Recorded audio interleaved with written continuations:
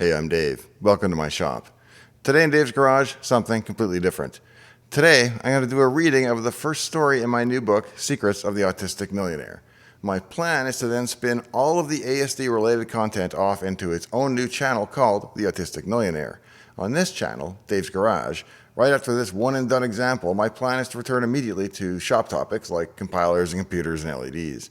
I'll continue the reading of the book entirely on the other channel, so it's important that if you want to continue that story, that you click the link in the video description to head over to the Autistic Millionaire Channel so that you can subscribe to that new channel. That's the only way you'll get the following episodes. Chapter 1, Introduction. Welcome to Autism. Burgers with Bill Gates. The first time I met Bill was almost 30 years ago in his backyard. A pair of burly security guards dressed in too tight purple Microsoft polo shirts politely escorted me through his home on the west side of Lake Washington. It was a mansion to my Midwestern eyes, though only a fraction the size of the more famous home he would later build sprawling across the hillsides of the lake's eastern shore. Windows 95 was still in the future, and I was at Microsoft working on the older operating system known as MS-DOS. I was just a temporary intern, not even a full-time Blue Badge employee yet, but back in those days, Microsoft was small enough to allow Bill to invite the top college prospects over for a backyard barbecue. Out on the lawn with a microbrew in hand, we all clustered around him, hoping to catch his interest in conversation. Each of us had no doubt prepared something clever to say, just in case the opportunity presented itself. Perhaps an insight about or criticism of a Microsoft product so perceptive or biting that he'd recognize our innate genius amongst the crowd and pluck us like a gem from the front lines. That was the daydream. The starker reality was that after our burger and beer, we'd be hurried out the front door and back to headquarters in Redmond to work another of our 16-hour days, competing directly against one another for the top spots. Everyone came from the best schools: MIT and Princeton in the United States, Waterloo in Canada. With over 100,000 job applications coming into Microsoft every year at the time, just being one of those 30 was an incredibly big deal, especially if you were from the University of Regina, like I was. That's in Saskatchewan, if that helps any, but either way, I was only really at Microsoft by virtue of having put myself through college on the proceeds from writing software for a competing computer platform. My program, Hypercache, had already sold a few thousand copies before it popped up on Microsoft's radar. My task now was to write something like it for their MS-DOS, releasing it for 100 million PCs instead of just a few thousand.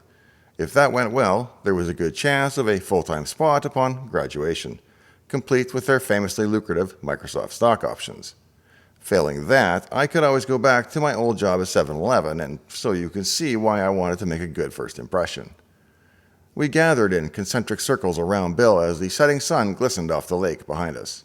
Few dared probe toward the center, where Bill himself stood alone, but I had an advantage with Ben, my manager. He knew Bill and seemed completely unfazed by fame or fortune. Ben pulled me straight through the gauntlet of would-be nerds and presented me directly to Bill as if I were a prized protege.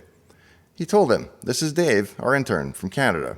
In the space of 4 months, and his voice trailed off to list the very real technical accomplishments that I had worked so hard to complete that summer. I listened in earnestness at first, but soon became highly distracted with one very real problem. It hadn't technically been 4 months, as Ben had said. It had only taken 3, not 4. It was a small thing, but an important detail. I was sure they'd want to know. I cleared my throat and spoke up and interrupted them with a correction. 3 months. Surprised, they both stopped, turned, and looked at me. My heart sank. Once again, as always, I had spoken out of turn, somehow saying just the wrong thing at precisely the wrong time. That much was obvious, and that was 3 decades ago. And yet, I just found out last week that I have autism. I wrote this part raw in the aftermath of that diagnosis to capture my early thoughts about it. Ben and I had long since moved on from Microsoft, and I had not seen him in several years. At some point along the way, he had been surprised by a diagnosis of autism spectrum disorder for his own daughter, and apparently, after better understanding the symptoms and seeing them in the context of his own family, one of his early thoughts was Dave should get himself tested. Soon after, he took me for lunch and told me about his daughter's diagnosis, and without really being specific as to why, he encouraged me to investigate being tested for autism myself. I wasn't really bothered by the idea, but I was a bit confused as to what would lead him to think so. I went home and took the Autism Spectrum Quotient test online, and of a possible 50 points, I scored 40. Clearly, I thought I must be answering the questions with personal bias, so I had my wife of 25 years sit down and make sure I was being accurate and honest. I retook the test with her to be sure that I did not exaggerate. My score went up, 42. For years, I had joked that I'm not on the autism spectrum, but you can see it from here. I later upgraded that to, I might be on the spectrum, but I'm on the non-visible portion. Still, I didn't really consider it possible.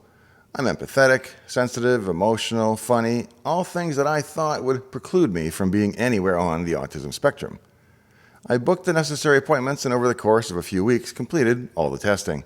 I would have done better on the SAT and math sections with a little advanced practice, but going in cold as an adult was also interesting in its own right. It sure had been a long time since I'd done much long division. Preparing the full report took a few weeks, and my wife accompanied me to receive the results. The good news? Apparently, I'm reasonably clever, as in 3 standard deviations smart. On some portions of the cognitive testing, I even achieved perfection, something they'd apparently never seen before. But I was also slow. I got the right answer, but I took my own sweet time to get it. Each test runs to completion without you knowing the time limit, but they watch and record where you were at when the set time limit expired. I scored an estimated 1550 of 1600 on the SAT, but only if time wasn't considered. Had I been cut off at the official time limit, I would have only scored 1150, a fairly average score. The reason? Apparently, I have serious attention deficit disorder. Oh, and as noted, it also turns out that I have autism. More accurately, I was officially diagnosed with autism spectrum disorder. As the doctor, my wife and I flipped through the pages of the report in unison. Terms like significant social dysfunction stared back at me. When we finally got to the autism-specific behavior section, my wife was pleased to note, well, at least the numbers are good here, far above average. But then the doctor corrected her, and no, higher is worse. I used to be gifted, and now I had a diagnosis, and it had a better and a worse. That's about all I felt in those initial minutes.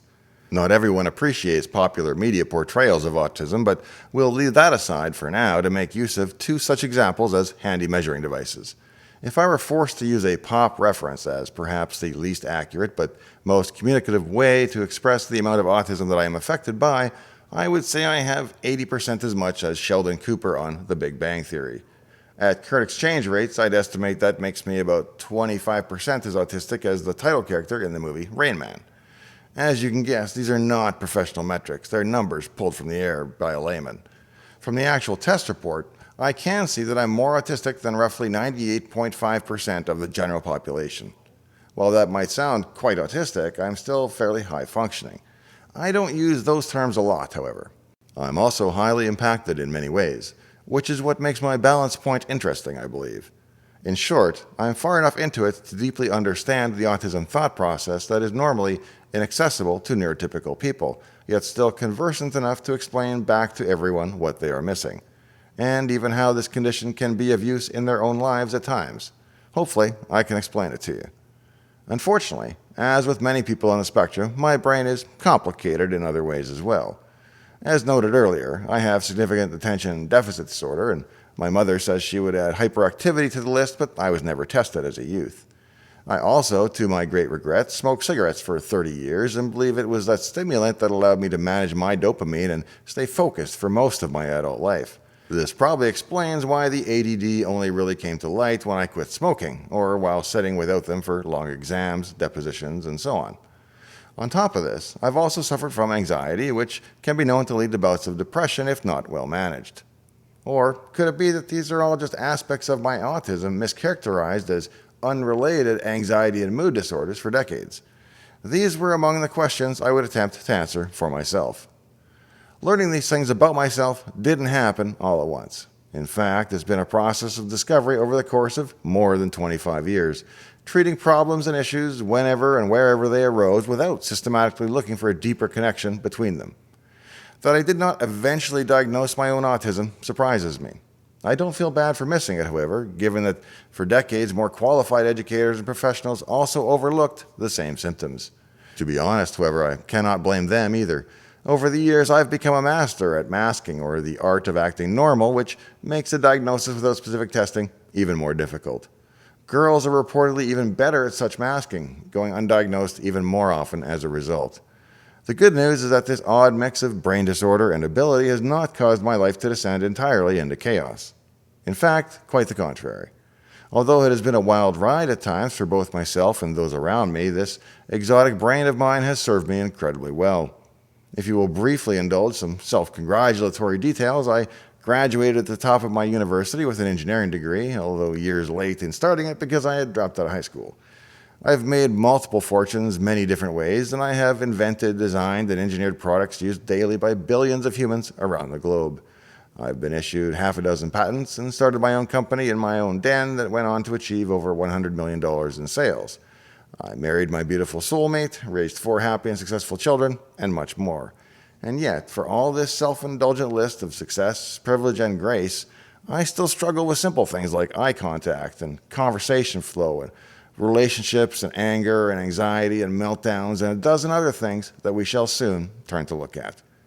It is only now, in retrospect, that I can look back and see specifically where certain aspects of my autism impacted me, for better and for worse, and it is here that I tell those stories. If I am successful, it will be because I not only explain and entertain, but I will have done so in a way that empowers you to apply some of those lessons learned to your own life, whether you are personally affected by autism or not.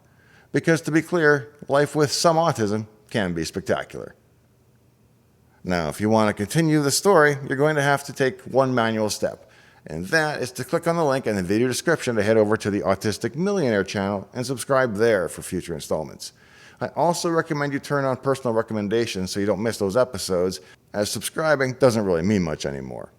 Of course, if you like the story so far, please consider picking up a copy of the paperback or ebook by checking out the Amazon links in the description. Thanks for joining me out here in the shop today. In the meantime and in between time, hope to see you next time, right here in Dave's Garage. Over the years, I've become a master at masking the act of... That's pretty ironic.